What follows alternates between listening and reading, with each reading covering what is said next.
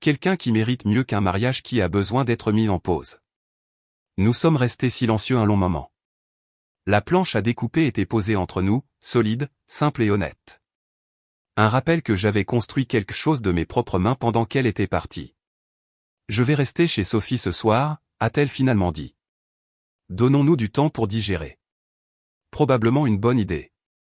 Elle a rassemblé quelques affaires, les a jetées dans un sac de nuit, s'est tenue à la porte comme elle l'avait fait 9 jours plus tôt, mais tout était différent maintenant. Tu m'as vraiment manqué, a-t-elle dit doucement. Je te crois, mais manquer quelqu'un et le respecter sont deux choses différentes. Elle est partie sans un mot de plus. Je me suis assis sur le canapé, j'ai pris ma planche à découper, j'ai passé mes mains sur le bois que j'avais façonné, poncé, fini. Elle avait demandé une pause, s'attendant à me trouver brisé quand elle appuierait à nouveau sur play. Au lieu de ça, elle avait trouvé quelqu'un qui avait appris à se tenir debout seul, et cela avait tout changé. J'ai versé mon café, sans lui en proposer. Comment ça? Tu me dépeins comme un monstre manipulateur alors que tout ce que j'ai fait, c'est demander de l'espace pour réfléchir. Est-ce tout ce que tu as fait? Je me suis appuyé contre le comptoir. Parce que de là où je suis, tu as passé des années à me faire sentir coupable d'avoir une vie en dehors de toi, puis tu as demandé une pause quand cela t'arrangeait et tu es revenu en courant dès que tu as réalisé que j'allais bien sans toi. Ce n'est pas ce qui s'est passé. Alors dis-moi ce qui s'est passé. Pourquoi as-tu écourté ton voyage? Elle a hésité. Je te l'ai dit. J'ai réalisé que j'avais fait une erreur. Essaie encore. Et cette fois, sois honnête. Son visage a rougi.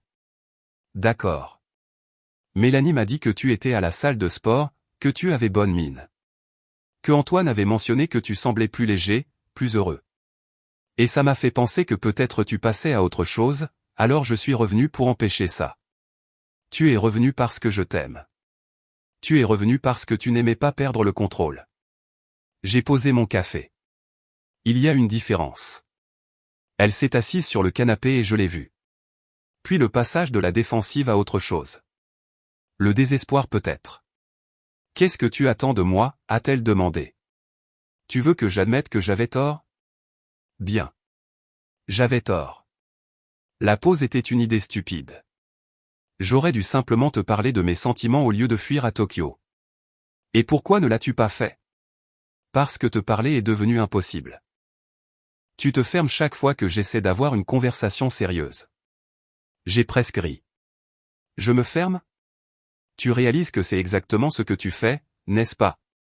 Tout retourner pour que je sois toujours le problème. Ce n'est pas. L'année dernière, les jeux interrompus. J'ai mentionné vouloir faire un week-end de pêche avec Antoine. Tu as transformé ça en une dispute de 3 jours sur le fait que je ne priorisais pas notre mariage. Tu te souviens de ça? Elle a détourné le regard. Il y a 2 ans, ai-je continué. Je me suis inscrit à un cours de photographie. Tu m'as culpabilisé de l'abandonner parce que les séances du jeudi soir étaient notre temps ensemble. Même si nous passions ces nuits avec toi sur ton téléphone pendant que je regardais la télévision. Tu comptes les points maintenant. Je te montre un schéma. Un que tu ne vois pas ou que tu refuses de reconnaître. Je me suis déplacé vers la chaise en face d'elle. Tu contrôles la narration. Tu décides ce qui est acceptable et ce qui ne l'est pas. Et quand j'ai finalement arrêté de jouer le jeu, tu as paniqué. Alors, qu'est-ce que tu veux? Sa voix s'est élevée. Tu veux que je me prosterne? Que je te supplie pour une autre chance? Je veux que tu comprennes pourquoi j'en ai fini. Le mot est resté suspendu entre nous. Fini. Final. Pas de négociation. Tu es sérieuse à propos du divorce? Ce n'était pas une question. Je pense que c'est mieux pour nous deux. Comment la destruction de notre mariage peut-elle être la meilleure chose pour nous deux? Parce que nous ne sommes pas heureux. Tu n'es pas heureuse ou tu n'aurais pas demandé une pause.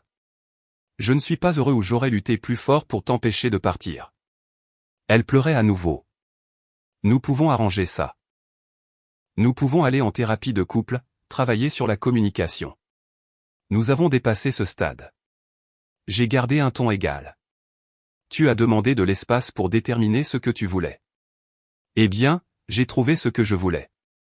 Je veux une vie où je ne marche pas constamment sur Je me suis rattrapé avant de dire la phrase cliché. Je veux une vie où je peux respirer sans permission. Ce n'est pas juste. Je t'ai donné beaucoup de liberté. Nomme une seule chose que j'ai faite ces 3 dernières années que tu as pleinement soutenue sans me faire sentir coupable? Silence. Exactement, ai-je dit. Ces 9 derniers jours, j'ai fait plus de choses pour moi que je n'en ai fait en 3 ans combinés. Cela me dit tout ce que j'ai besoin de savoir. Elle s'est levée brusquement. Bien. Si tu veux t'en divorcer, faisons-le. Mais ne fais pas semblant d'être la victime ici. Je ne suis pas la victime. Ni toi.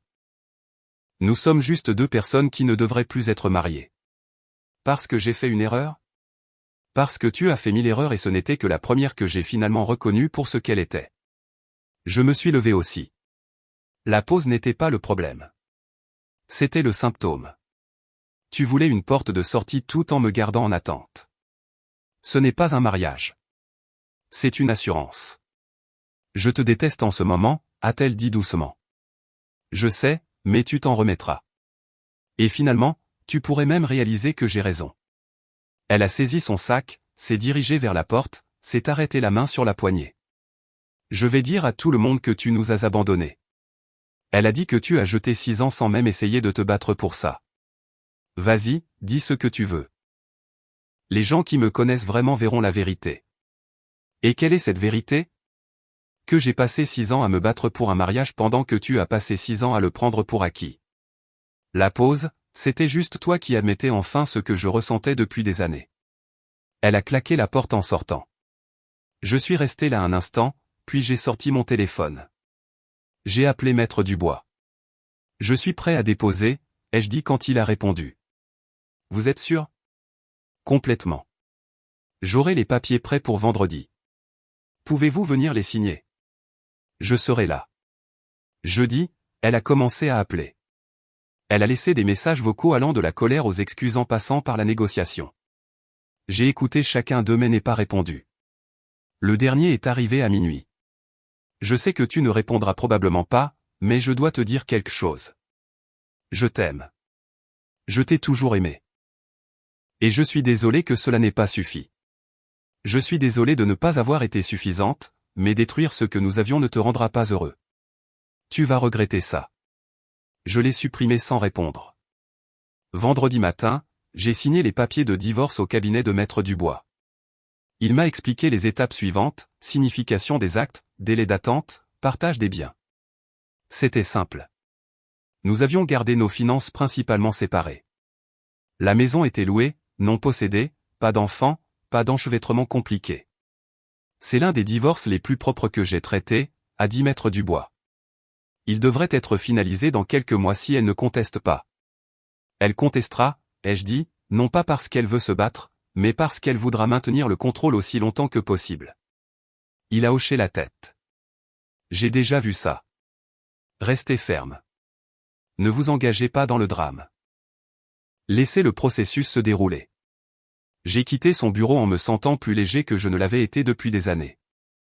Ce n'était pas la fin que j'avais imaginée quand je me suis marié, mais c'était la fin dont j'avais besoin. Ce soir-là, Antoine est venu avec des pizzas et des bières. « Comment tu vas » a-t-il demandé. Mieux que je ne l'aurais cru. Des regrets? J'y ai réfléchi. Vraiment réfléchi. Non, ai-je finalement dit. Le seul regret est de ne pas l'avoir fait plus tôt. Elle a envoyé des SMS à Sophie, a dit Antoine, lui demandant de tes nouvelles, si tu voyais quelqu'un, si tu semblais contrarié. Qu'est-ce que Sophie lui a dit? Que ça ne la regardait pas et qu'elle devrait se concentrer sur elle-même. J'ai souri. Sophie est une bonne personne. Elle l'est. Et toi aussi, mon vieux. N'oublie pas ça. Nous avons mangé des pizzas et regardé un match, et ça semblait normal. Ça semblait comme avant, quand la vie n'était pas une négociation constante. Mon téléphone a vibré vers 22 heures. SMS d'elle. Puis-je venir chercher le reste de mes affaires demain? Quelle heure te convient, ai-je répondu. Midi, je serai là. Samedi à midi. Elle est arrivée avec Mélanie. Elles avaient apporté des cartons et des sacs. Je suis resté dans le salon pendant qu'elles emballaient ses affaires de la chambre. Ça a pris environ 1 heure. Quand elles ont eu fini, Mélanie a transporté la plupart des cartons jusqu'à la voiture pendant qu'elle se tenait dans l'embrasure de la porte une dernière fois. C'est vraiment en train de se passer, a-t-elle dit. Oui. Je n'arrête pas de penser que je vais me réveiller et que nous serons toujours mariés. Toujours ensemble. Nous sommes toujours mariés, ai-je fait remarquer, juste plus pour très longtemps. Tu as l'air si calme à ce sujet. Je suis calme à ce sujet. C'est la bonne décision. Elle a secoué la tête. Je ne comprendrai jamais comment tu peux juste éteindre tes sentiments comme ça. Je ne les éteins pas. Je choisis juste de ne plus les laisser me contrôler. Elle est partie sans dire au revoir. Mélanie m'a jeté un regard compatissant en sortant. J'ai fermé la porte, j'ai regardé autour de la maison. Elle semblait plus vide maintenant, mais pas d'une mauvaise manière. Plutôt comme si l'espace s'était ouvert. De la place pour respirer, de la place pour devenir qui j'étais censé être avant de passer 6 ans à me rapetisser pour correspondre à la vision de quelqu'un d'autre. Mon téléphone a vibré. SMS de Marc de la salle de sport. Séance de développé couché demain matin. Je serai là, ai-je répondu. Un autre SMS, cette fois de l'instructeur de menuiserie. Cours avancé le mois prochain. Intéressé? Absolument. Je me suis assis sur le canapé avec mon café, j'ai regardé ma planche à découper sur la table, j'ai pensé à l'homme qui avait accepté une pause matrimoniale 9 jours plus tôt, s'attendant à passer 3 semaines misérables et perdues. Cet homme était parti. À sa place se trouvait quelqu'un qui avait appris que parfois la meilleure chose à faire pour soi-même est de lâcher ce qui vous retient. Même si cette chose est un mariage que vous pensiez vouloir, surtout si c'est un mariage qui a cessé de vous servir il y a des années. Le divorce serait finalisé dans quelques mois. Mais j'étais déjà libre. Quelques mois plus tard, le divorce était finalisé. Elle avait contesté initialement, traîné les choses pendant 6 semaines avec des avocats et des négociations. Elle voulait une pension alimentaire malgré le fait qu'elle gagnait plus d'argent que moi. Elle voulait la moitié de tout malgré notre contrat de mariage. Finalement, son avocat lui a probablement dit ce que le mien savait déjà, elle n'avait aucune chance. L'audience finale a duré 20 minutes. Le juge a signé les papiers. Nous sommes sortis du palais de justice par des sorties différentes. Je ne l'ai jamais revu après ce jour. La vie a avancé d'une manière que je n'avais pas prévue. Le hobby de la menuiserie s'est transformé en une activité secondaire. J'ai commencé à vendre des planches à découper et de petits meubles en ligne. Rien d'énorme, mais suffisamment pour financer plus d'outils et de cours. Marc et moi sommes devenus de vrais amis. Je suis allé à la salle de sport 4 fois par semaine. Il m'a initié à l'escalade. Il s'est avéré que j'étais plutôt bon. Antoine et Sophie m'ont arrangé quelques rendez-vous. Certains se sont bien passés, d'autres non. Je n'étais pas pressé. Pour la première fois depuis des années, j'étais à l'aise d'être seul. 6 mois après le divorce, je l'ai croisée dans un café du centre-ville. Pure coïncidence. Elle était avec quelqu'un, un homme en costume. Il avait l'air soigné. Très entreprise. Elle m'a vu, s'est figée. J'ai hoché la tête, j'ai continué à marcher pour passer ma commande. Attends, a-t-elle appelé. Je me suis retourné. Salut, comment vas-tu, a-t-elle demandé, laissant l'homme en costume à leur table. Bien. Et toi? Je vais bien. C'est bizarre, n'est-ce pas? Un petit silence gênant. Elle avait l'air différente. Plus âgée d'une certaine manière, ou peut-être juste fatiguée. J'ai entendu dire que tu faisais de la menuiserie maintenant, a-t-elle dit. Tu vends des trucs en ligne. Oui, ça va bien. C'est bien. Je suis contente que tu aies trouvé quelque chose que tu apprécies. Une autre pause. L'homme à sa table nous regardait. Je devrais y retourner, a-t-elle dit. Mais je suis contente que tu ailles bien. Sincèrement, toi aussi. Elle s'est éloignée et j'ai commandé mon café. Je me suis assis près de la fenêtre, observant les gens passer. Mon téléphone a vibré. SMS de Marc. Salle d'escalade ce soir? Absolument, ai-je répondu. J'ai repensé à ce qu'elle avait dit. Que mettre notre mariage en pause était censé nous donner de la clarté. Elle avait eu raison sur ce point. Ça ne nous avait juste pas donné la clarté qu'elle avait attendue. Elle pensait qu'elle reviendrait me trouver en attente, reconnaissant, prêt à accepter toutes ses conditions, prêt à redevenir la personne qu'elle m'avait modelée. Au lieu de ça, elle était revenue pour trouver quelqu'un qui avait appuyé sur play ou sur une vie entièrement différente. Une vie sans manipulation, sans culpabilité, sans chercher constamment l'approbation, une vie qui était vraiment, honnêtement la mienne. J'ai fini mon café, je me suis dirigé vers la salle d'escalade. Marc était déjà là, équipé et prêt. « Bonne journée », a-t-il demandé. « Oui », ai-je dit, le pensant. En fait, oui. Nous avons escaladé jusqu'à ce que mes bras brûlent et que mon esprit soit clair. Et quelque part à Tokyo, ou peut-être dans ce café, ou peut-être nulle part du tout, la femme qui avait demandé 3 semaines pour savoir ce qu'elle voulait essayait probablement encore de comprendre ce qui avait mal tourné. Mais ce n'était plus mon problème. J'avais compris ce que je voulais pendant ces 3 semaines. Et il s'est avéré que ce que je voulais était simple. Liberté, respect, une vie vécue selon mes propres termes.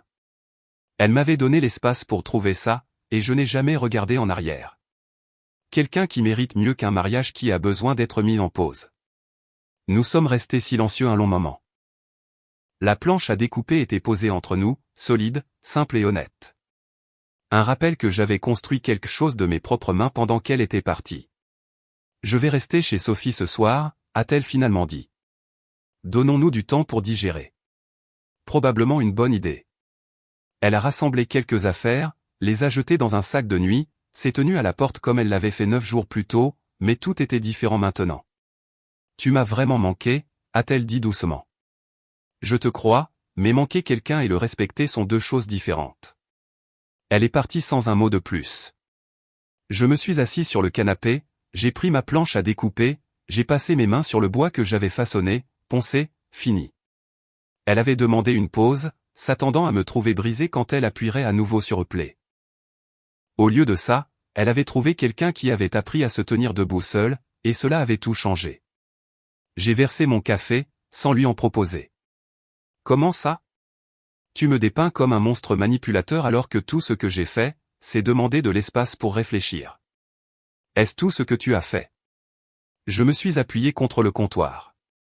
Parce que de là où je suis, tu as passé des années à me faire sentir coupable d'avoir une vie en dehors de toi, puis tu as demandé une pause quand cela t'arrangeait et tu es revenu en courant dès que tu as réalisé que j'allais bien sans toi. Ce n'est pas ce qui s'est passé.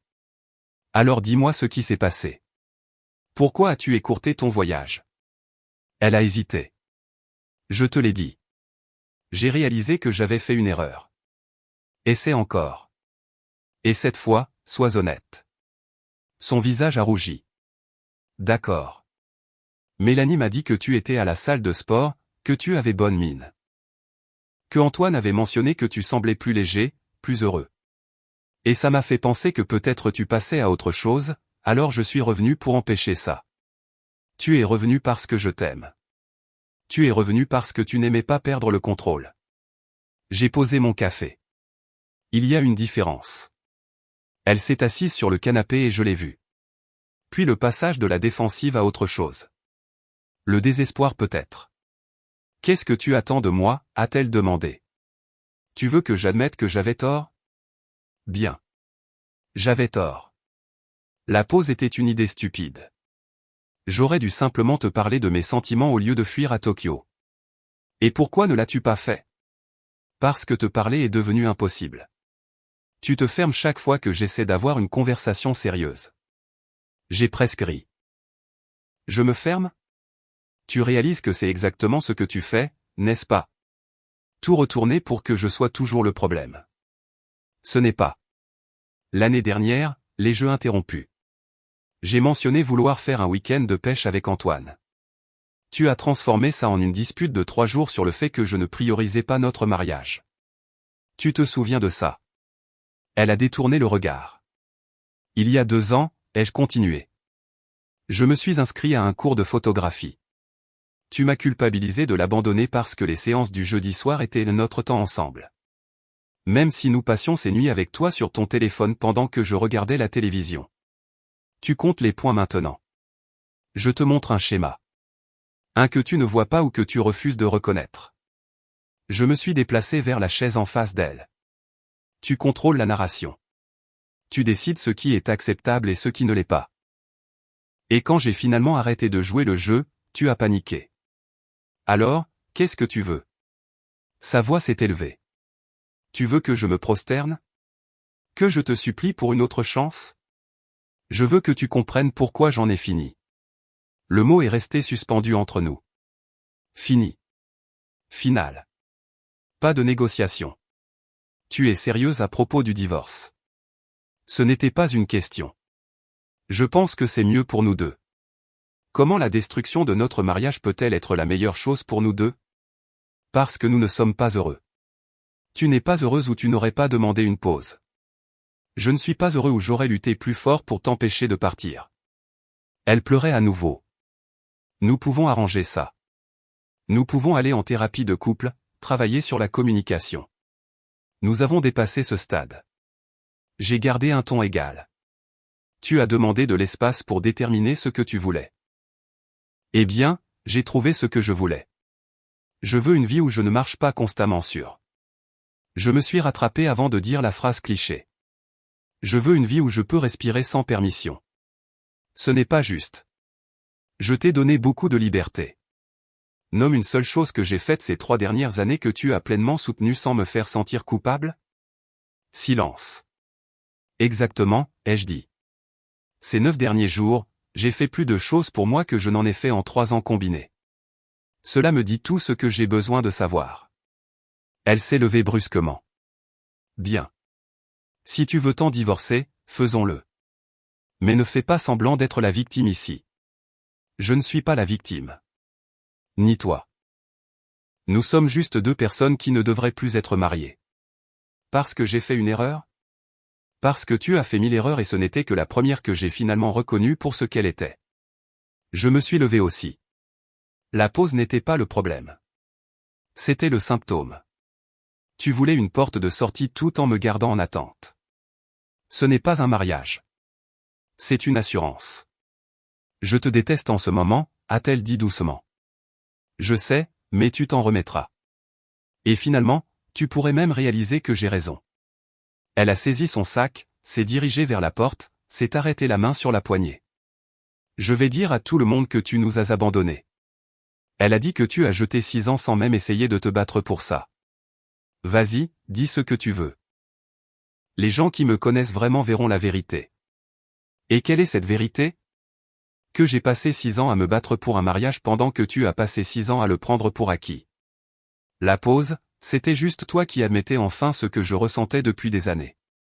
Elle a claqué la porte en sortant. Je suis resté là un instant, puis j'ai sorti mon téléphone. J'ai appelé Maître Dubois. Je suis prêt à déposer, ai-je dit quand il a répondu. Vous êtes sûr? Complètement. J'aurai les papiers prêts pour vendredi. Pouvez-vous venir les signer? Je serai là. Jeudi, elle a commencé à appeler. Elle a laissé des messages vocaux allant de la colère aux excuses en passant par la négociation. J'ai écouté chacun d'eux mais n'ai pas répondu. Le dernier est arrivé à minuit. Je sais que tu ne répondras probablement pas, mais je dois te dire quelque chose. Je t'aime. Je t'ai toujours aimé. Et je suis désolé que cela n'ait pas suffi. Je suis désolé de ne pas avoir été suffisante, mais détruire ce que nous avions ne te rendra pas heureux. Tu vas regretter ça. Je l'ai supprimé sans répondre. Vendredi matin, j'ai signé les papiers de divorce au cabinet de Maître Dubois. Il m'a expliqué les étapes suivantes, signification des actes, délai d'attente, partage des biens. C'était simple. Nous avions gardé nos finances principalement séparées. La maison était louée, non possédée, pas d'enfants, pas d'enchevêtrement compliqué.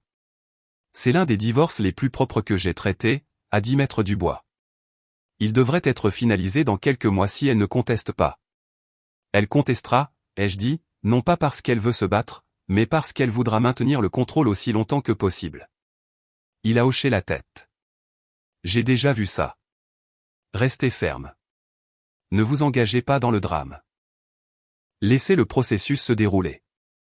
J'ai quitté son bureau en me sentant plus léger que je ne l'avais été depuis des années.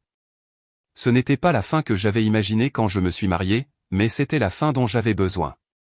Ce soir-là, Antoine est venu avec des pizzas et des bières.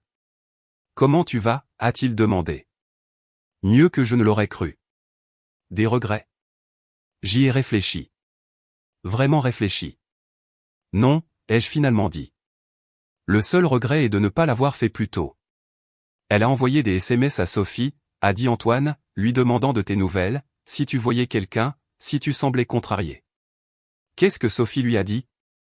Que ça ne la regardait pas et qu'elle devrait se concentrer sur elle-même. J'ai souri. Sophie est une bonne personne. Elle l'est. Et toi aussi, mon vieux. N'oublie pas ça. Nous avons mangé des pizzas et regardé un match, et ça semblait normal. Ça semblait comme avant, quand la vie n'était pas une négociation constante. Mon téléphone a vibré vers 22 heures. SMS d'elle. Puis-je venir chercher le reste de mes affaires demain? Quelle heure te convient, ai-je répondu. Midi, je serai là. Samedi à midi. Elle est arrivée avec Mélanie. Elles avaient apporté des cartons et des sacs. Je suis resté dans le salon pendant qu'elles emballaient ses affaires de la chambre. Ça a pris environ 1 heure. Quand elles ont eu fini, Mélanie a transporté la plupart des cartons jusqu'à la voiture pendant qu'elle se tenait dans l'embrasure de la porte une dernière fois. C'est vraiment en train de se passer, a-t-elle dit. Oui. Je n'arrête pas de penser que je vais me réveiller et que nous serons toujours mariés. Toujours ensemble. Nous sommes toujours mariés, ai-je fait remarquer, juste plus pour très longtemps. Tu as l'air si calme à ce sujet. Je suis calme à ce sujet. C'est la bonne décision. Elle a secoué la tête. Je ne comprendrai jamais comment tu peux juste éteindre tes sentiments comme ça. Je ne les éteins pas. Je choisis juste de ne plus les laisser me contrôler. Elle est partie sans dire au revoir. Mélanie m'a jeté un regard compatissant en sortant. J'ai fermé la porte, j'ai regardé autour de la maison. Elle semblait plus vide maintenant, mais pas d'une mauvaise manière. Plutôt comme si l'espace s'était ouvert. De la place pour respirer, de la place pour devenir qui j'étais censé être avant de passer 6 ans à me rapetisser pour correspondre à la vision de quelqu'un d'autre. Mon téléphone a vibré. SMS de Marc de la salle de sport. Séance de développé couché demain matin. Je serai là, ai-je répondu. Un autre SMS, cette fois de l'instructeur de menuiserie. Cours avancé le mois prochain. Intéressé? Absolument. Je me suis assis sur le canapé avec mon café, j'ai regardé ma planche à découper sur la table, j'ai pensé à l'homme qui avait accepté une pause matrimoniale 9 jours plus tôt, s'attendant à passer 3 semaines misérables et perdues. Cet homme était parti. À sa place se trouvait quelqu'un qui avait appris que parfois la meilleure chose à faire pour soi-même est de lâcher ce qui vous retient. Même si cette chose est un mariage que vous pensiez vouloir, surtout si c'est un mariage qui a cessé de vous servir il y a des années. Le divorce serait finalisé dans quelques mois. Mais j'étais déjà libre. Quelques mois plus tard, le divorce était finalisé. Elle avait contesté initialement, traîné les choses pendant 6 semaines avec des avocats et des négociations. Elle voulait une pension alimentaire malgré le fait qu'elle gagnait plus d'argent que moi. Elle voulait la moitié de tout malgré notre contrat de mariage. Finalement, son avocat lui a probablement dit ce que le mien savait déjà, elle n'avait aucune chance. L'audience finale a duré 20 minutes. Le juge a signé les papiers. Nous sommes sortis du palais de justice par des sorties différentes. Je ne l'ai jamais revu après ce jour. La vie a avancé d'une manière que je n'avais pas prévue. Le hobby de la menuiserie s'est transformé en une activité secondaire. J'ai commencé à vendre des planches à découper et de petits meubles en ligne. Rien d'énorme, mais suffisamment pour financer plus d'outils et de cours. Marc et moi sommes devenus de vrais amis. Je suis allé à la salle de sport 4 fois par semaine. Il m'a initié à l'escalade. Il s'est avéré que j'étais plutôt bon. Antoine et Sophie m'ont arrangé quelques rendez-vous. Certains se sont bien passés, d'autres non. Je n'étais pas pressé. Pour la première fois depuis des années, j'étais à l'aise d'être seul. 6 mois après le divorce, je l'ai croisée dans un café du centre-ville. Pure coïncidence. Elle était avec quelqu'un, un homme en costume. Il avait l'air soigné. Très entreprise. Elle m'a vu, s'est figée. J'ai hoché la tête, j'ai continué à marcher pour passer ma commande. Attends, a-t-elle appelé. Je me suis retourné. Salut, comment vas-tu, a-t-elle demandé, laissant l'homme en costume à leur table. Bien. Et toi? Je vais bien. C'est bizarre, n'est-ce pas? Un petit silence gênant. Elle avait l'air différente. Plus âgé d'une certaine manière, ou peut-être juste fatigué. J'ai entendu dire que tu faisais de la menuiserie maintenant, a-t-elle dit. Tu vends des trucs en ligne. Oui, ça va bien. C'est bien. Je suis contente que tu aies trouvé quelque chose que tu apprécies. Une autre pause. L'homme à sa table nous regardait. Je devrais y retourner, a-t-elle dit. Mais je suis contente que tu ailles bien. Sincèrement, toi aussi. Elle s'est éloignée et j'ai commandé mon café. Je me suis assis près de la fenêtre, observant les gens passer. Mon téléphone a vibré. SMS de Marc. Salle d'escalade ce soir? Absolument, ai-je répondu. J'ai repensé à ce qu'elle avait dit. Que mettre notre mariage en pause était censé nous donner de la clarté. Elle avait eu raison sur ce point. Ça ne nous avait juste pas donné la clarté qu'elle avait attendue. Elle pensait qu'elle reviendrait me trouver en attente, reconnaissant, prêt à accepter toutes ses conditions, prêt à redevenir la personne qu'elle m'avait modelée. Au lieu de ça, elle était revenue pour trouver quelqu'un qui avait appuyé sur play ou sur une vie entièrement différente. Une vie sans manipulation, sans culpabilité, sans chercher constamment l'approbation, une vie qui était vraiment, honnêtement la mienne. J'ai fini mon café, je me suis dirigé vers la salle d'escalade. Marc était déjà là, équipé et prêt. Bonne journée, a-t-il demandé. Oui, ai-je dit, le pensant. En fait, oui. Nous avons escaladé jusqu'à ce que mes bras brûlent et que mon esprit soit clair. Et quelque part à Tokyo, ou peut-être dans ce café, ou peut-être nulle part du tout, la femme qui avait demandé 3 semaines pour savoir ce qu'elle voulait essayait probablement encore de comprendre ce qui avait mal tourné. Mais ce n'était plus mon problème. J'avais compris ce que je voulais pendant ces 3 semaines. Et il s'est avéré que ce que je voulais était simple. Liberté, respect, une vie vécue selon mes propres termes. Elle m'avait donné l'espace pour trouver ça, et je n'ai jamais regardé en arrière.